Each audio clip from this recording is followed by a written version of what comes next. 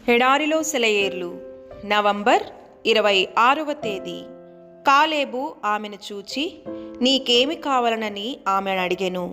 అందుకామె, నాకు దీవెన దయచేయము, నీవు నాకు దక్షిణ భూమి ఇచ్చియున్నావు గనుక నీటి మడుగులను నాకు దయచేయమనగా అతడు ఆమెకు మెరక మడుగులను పల్లపు మడుగులను ఇచ్చెను. యెహోషువ గ్రంథము 15వ అధ్యాయము 18-19 వచనాలు. మెరక మడుగులు, పల్లపు మడుగులు కూడా ఉన్నాయి. అవి ఊటలు, నీళ్లు నిలిచిన మడుగులు కాదు. ఎండ వేడిమిలో, శ్రమ బాధలు నిండిన ఎడారి భూముల్లో పైనుండి కురిసే ఆనందాలు, ఆశీర్వాదాలు ఉన్నాయి.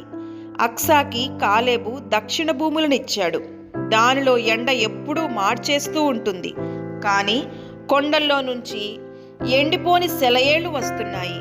అవి దేశమంతటిని చల్లార్చి సారవంతంగా చేస్తున్నాయి. జీవితపు పల్లపు భూముల్లో ప్రవాహాలు ఉంటాయి. కఠినమైన ప్రదేశాల్లో, ఎడారుల్లో, ఒంటరి ప్రాంతాల్లో ఇవి ఉంటాయి.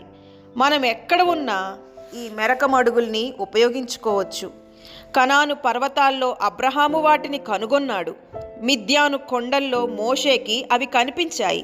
సిక్లగులో దావీదుకున్న సర్వస్వము నాశనమైనప్పుడు, అతని కుటుంబాన్ని అంతటినీ శత్రువులు చెరగనిపోయినప్పుడు, అతని అనుచరులు అతన్ని రాళ్లతో కొట్టబోయినప్పుడు ఈ ఊటలు అతనికి కనిపించాయి.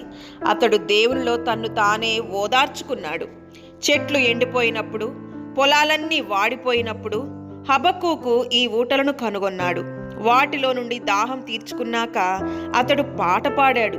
నా రక్షణకర్త అయిన దేవుని యందు నేను ఆనందించెదను. సెన్హరీబు దాడి చేసిన కాలంలో ఏషియాకి ఈ ఊటలు దొరికాయి. పర్వతాలు ఎగిరి సముద్రంలో పడిపోతున్నాయన్నంత కల్లోలం కలుగుతున్నా విశ్వాసం మాత్రం తన పాట పాడుతూనే ఉంది. దేవుని పట్టణమును తన ధారల వలన ఆనంద భరితము చేయునది కలదు. దేవుడే దాని మధ్యనున్నాడు, అది కదిలించబడదు. అగ్నిగుండాలలో హతసాక్షులు ఈ ఊటల్ని చూశారు. సంస్కర్తలు శత్రువులతో సంఘర్షణల మధ్య ఈ ఊటల్లోనిది త్రాగారు. మన హృదయాల్లో ఆదరణకర్త ఉంటే సంవత్సరం పొడుగుతా మనకి ఇవి అందుబాటులో ఉంటాయి.